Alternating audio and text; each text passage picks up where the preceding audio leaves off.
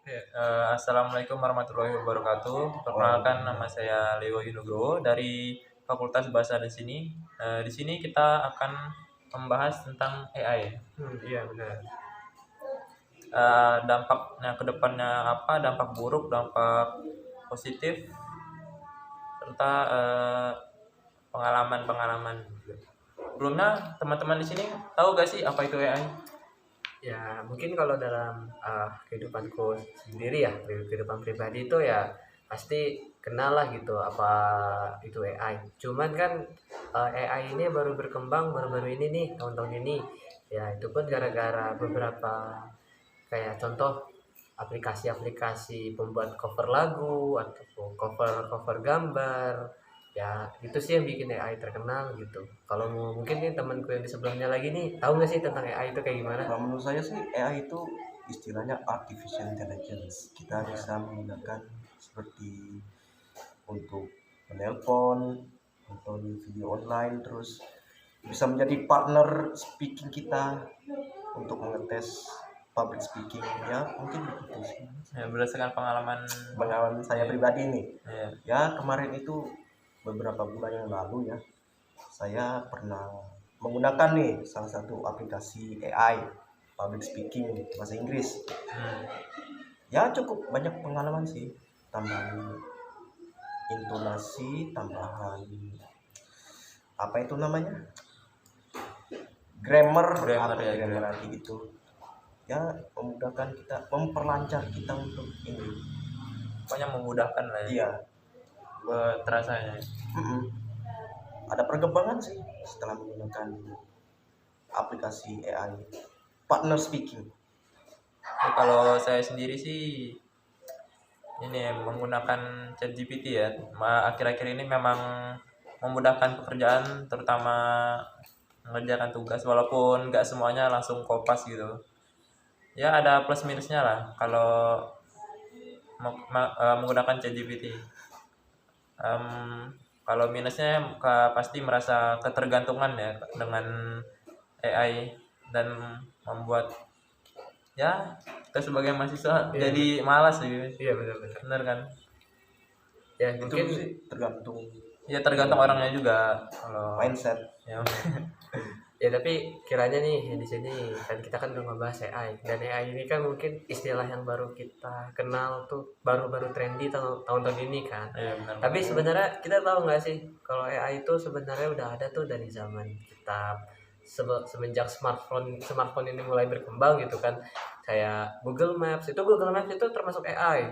Ya kan membantu Google, navigasi juga ya kan. Google Kayak terus mobile banking kayak BRI yang kita gunakan sehari-hari. Jadi ya sebenarnya AI itu sudah bersama dengan kita itu udah udah lama. lama, cuman dikarenakan karena uh, Perkembangan kayak seperti aplikasi atau apa itu baru sekarang terasanya. ya baru sekarang dan ada istilah baru itu. Ya mungkin kalau misalkan kita melihat dari segi positifnya dengan adanya AI itu benar bisa membantu kehidupan kita, bisa mempermudah gitu kayak navigasi, kayak search engine, kayak ya dalam hal positifnya kita merasa terbantu lah ya.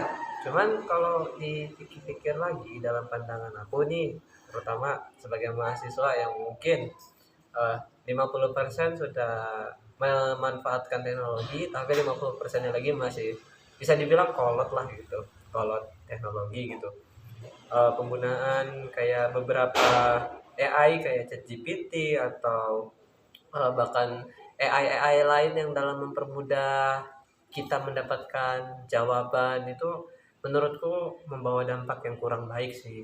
Walau kalau di dunia kerja atau di dunia kita kuliah itu eh, dengan adanya AI kita tuh punya salah satu ada prinsip tuh yang namanya bukan kerja keras tapi kerja cerdas gitu. Ya.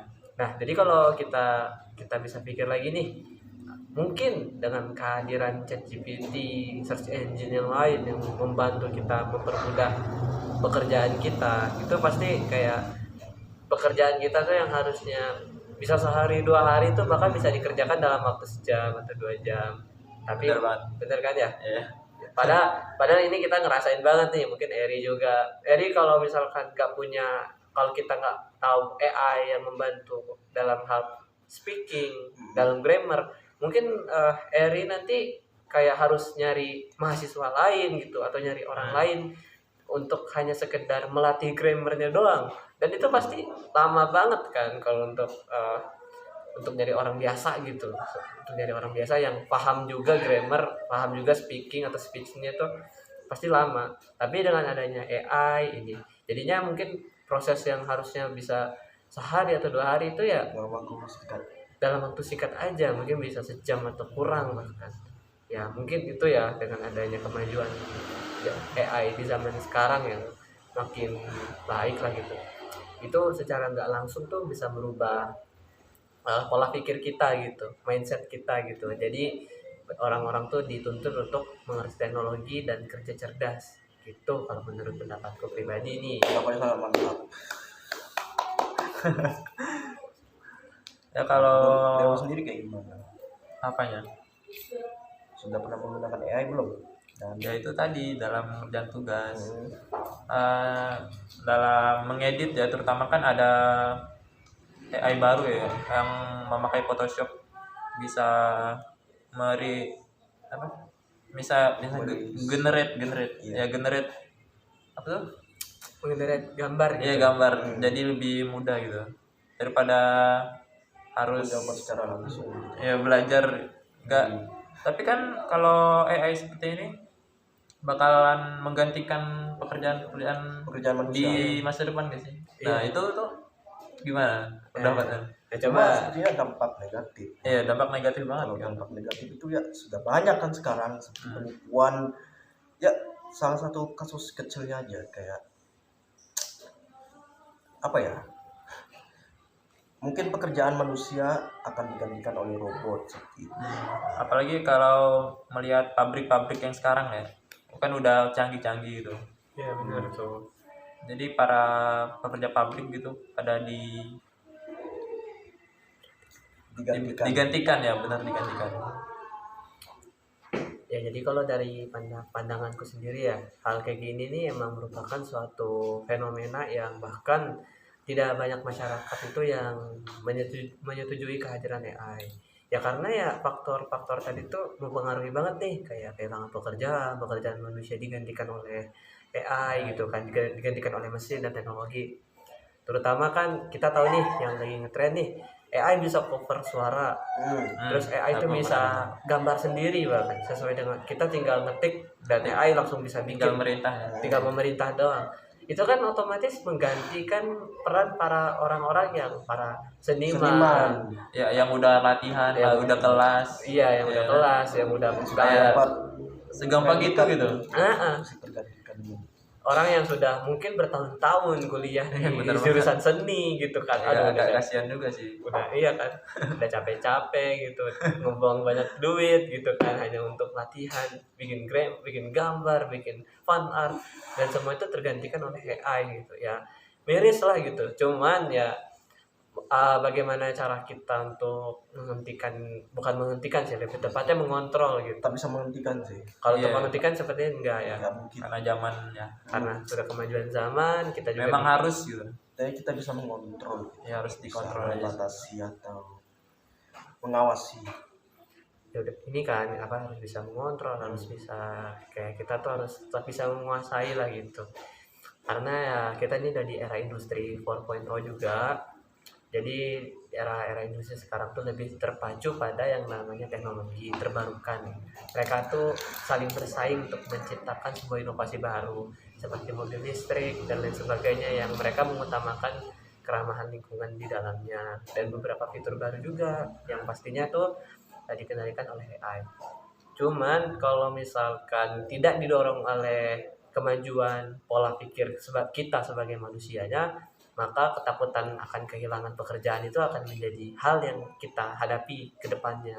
Dan itu bukan hanya menjadi sebuah rumor lagi, akan manusia. Udah terbukti malah. Udah terbukti malah. Sedikit Sedikit demi sedikit udah mulai tergantikan. Orang-orang pun banyak yang sudah melakukan protes, seperti para konten kreator dan lain sebagainya. Itu orang sudah mulai merasa bahwa posisi mereka sudah mulai digantikan oleh AI.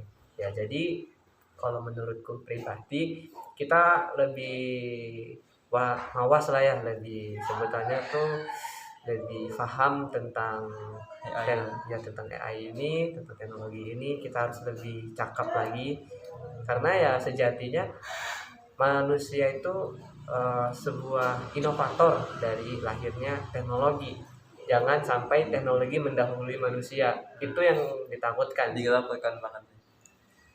Ya sih kalau Sebenarnya manusia itu ciptaan Tuhan, tapi masih tak ada yang bisa menggantikan ciptaan Tuhan. nah itu tadi kan. Ya mungkin kalau kita mau flashback mungkin kan kita balik lagi ke zaman dimana pertama kali komputer itu ditemukan. Komputer itu kan pada dasarnya dibentuk itu sebagai suatu alat yang dimana alat ini Membantu kerja manusia. membantu pekerjaan membantu. manusia gitu. Dengan adanya komputer, kemudian lahirlah internet, email, surat elektronik, dan kemudian berkembanglah menjadi dalam bentuk model kecil, handphone dan smartphone. Itu benar-benar kayak mempermudah pekerjaan kita lah gitu kan. Ya benar banget. Tapi coba kita refleksikan, coba kita pikirkan lagi.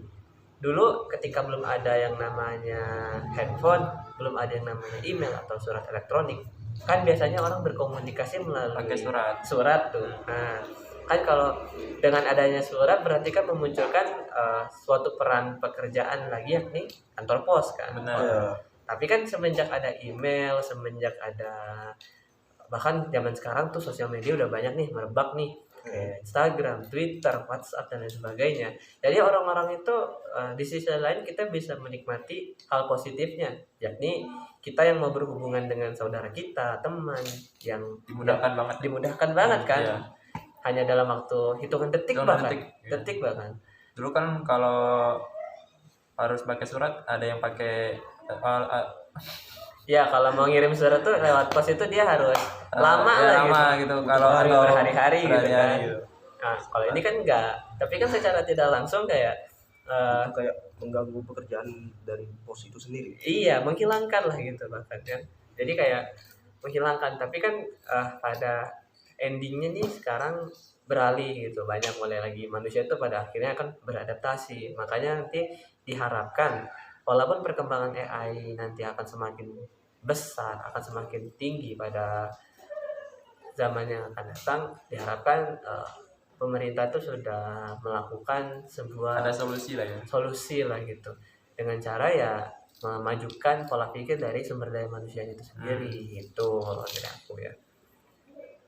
Benar sih. Ya kan. Selain itu menurut kalian apa sih dampak negatifnya lagi nih selain dengan adanya AI ini kita digantikan pekerjaan Dampak yang negatif secara global nih. ya itu lebih secara global ya, tapi ada nggak dampak negatif lain dan itu di luar hal tersebut? Menurut kalian ada nggak sih?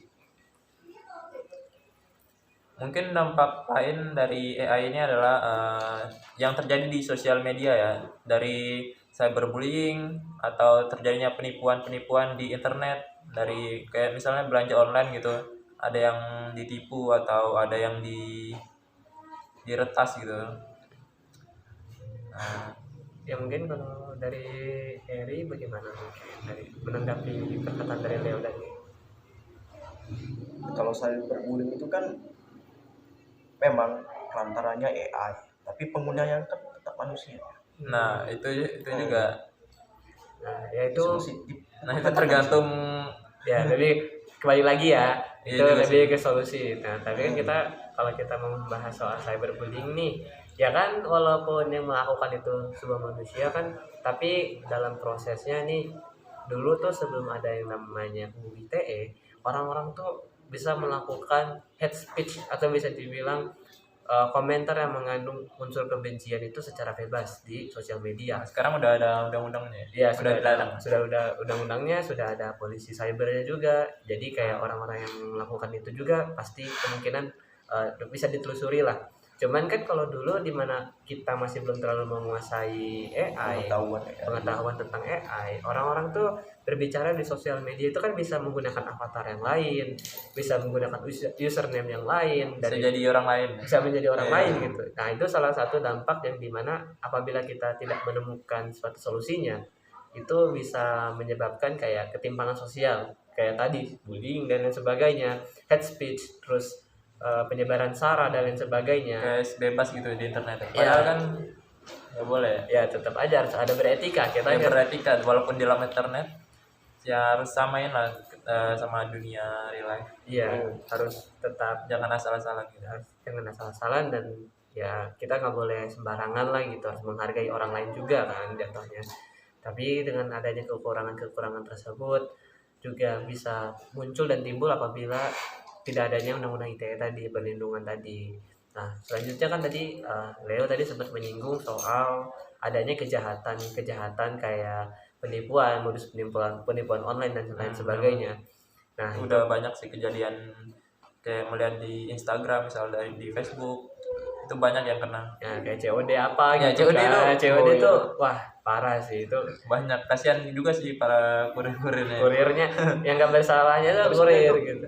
balik lagi ke Ya SDM-nya lagi ya. Iya, lagi. sebenarnya itu ke SDM-nya lagi sih Ya, kalau kita makanya itu bahas. solusinya ya. Iya, Harus mencerdaskan dan menambah wawasan lah kita. menambah sebagai- wawasan. iya. terutama ke masyarakat yang mungkin masih awam masih awam gitu kan ya. Kalau ngebahas soal kayak penipuan kayak COD dan lain sebagainya, orang-orang tuh kan kadang faktor-faktornya nih karena belum ada yang tahu sistemnya bagaimana, terus juga kurangnya kepercayaan Karena karena literasi juga. literasi juga kurang kan. Orang tuh kan kayak, lah ini gimana sih ceritanya, kita bisa ngeklik barang, kita nggak tahu barangnya kayak gimana, kita nggak ngelihat secara langsung, tiba-tiba udah dikirim, udah dibungkus aja kan. Kita ngelihat tuh kalau barang COD kan betul dibungkus Iya, tuh ya. iya, betul. Dan itu kan kadang kalau prosedurnya COD itu kita bayar dulu baru dibuka kan. Ini biasa di kasus di internet tuh Dibuka. iya apalagi ibu-ibu ya. Ya ibu biasanya. Wah, Biasanya kocak. itu Kasihan aduh, kurirnya. kasihan sih kak, udah capek-capek kan, udah Mereka juga kan kerja juga ya. kerja juga Iya, padahal gitu. kerja. Mereka juga gak tahu apa-apa di kantornya, ini suruh kirim ke alamat ini, mereka nggak tahu, mereka bukan seller kan, mereka bukan penjual, tapi tiba-tiba kayak nyampe sana lah disalahin sama ibu-ibunya karena ya itu tadi, mereka nggak tahu sistemnya bagaimana, terus kurangnya kepercayaan. Terus kenapa sih hal-hal kayak gitu bisa terjadi itu? Ya kita balik lagi, sebelum adanya toko-toko online kayak Shopee, Lazada dan lain sebagainya, Atau Tokopedia. Tokopedia, orang itu kan sudah melakukan transaksi itu di Facebook ya, mungkin Iya. teman-teman Ya. udah tahu dan sering Aku ada pernah. Iya. di forum tuh FJB, biasanya forum jual beli. Nah kan itu kan kita, orang tuh pasti banyak tuh penipuan tuh udah bersarang di sana lah gitu. Makanya mungkin kalau kita lihat orang tuh lebih percaya barang itu dari Shopee karena sudah ada perusahaan, undang-undang, dan sudah ada sistem yang lengkap lah gitu untuk melindungi kalau- konsumen gitu. Kalau barangnya gak sesuai bisa di-return. Nah, bisa di return dan Iya, lain sebagainya gitu. Cuma kalau di FJB kan ini general nih, orang-orang biasa, kita bebas, kita mau jualan, kita tinggal fotoin barang kan. Dan itu pasti tingkat modus kejahatan dan penipuannya tinggi banget. Tinggi banget itu. Nah, itu ya, Apalagi orang-orang yang terlalu polos gitu, asal beli. asal beli Iya, langsung di TM kan. Langsung di Wah, TM itu. aduh, para belum nyampe dari TM gitu kan. Kadang aduh. Makanya itu sebenarnya bisa menjadi faktor setelahnya kenapa ibu-ibu itu pada nggak percaya kalau COD.